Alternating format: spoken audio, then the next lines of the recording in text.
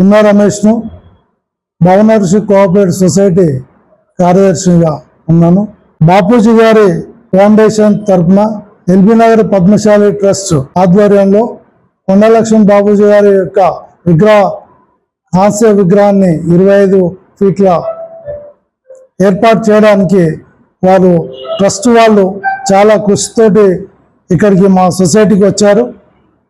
వారి యొక్క జాతిపిత అనే నామంతో 1964లో కాంగ్రెస్ పార్టీ నుంచి ఎమ్మెల్యేగా ఎన్నికై మా దగ్గర అంటే నల్గొండ జిల్లాలో చిన్నకొండూరు గ్రామం నుంచి ఎమ్మెల్యేగా గెలిచి కమ్యూనిస్టు ఏరియాలో ఆయన కాంగ్రెస్ పార్టీ తరఫున గెలిచి మా అందరికీ విద్యుత్ అనేది ఆ రోజులలో అక్కడ రామన్నపేట ఏరియా కానీ చౌటుపల్లి కానీ పోచంపల్లి ఏరియాలో కరెంటు లేదు.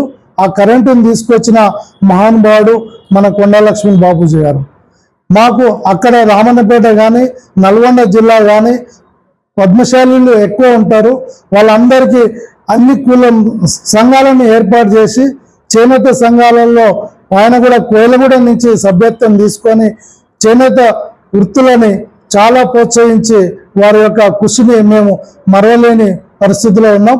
వారు కూడా కాంగ్రెస్ పార్టీ నుంచి పదవిని త్యాగం చేసి తెలంగాణ కొరకు తుది దశ మలి దశలో పోరాటం చేసి మళ్ళీ ఆయన ఆశయాన్ని వాళ్ళు జీవితంలో చూద్దామనుకున్న దాన్ని చూడలేకపోయిండు. తెలంగాణ ఏర్పాటు జరిగింది.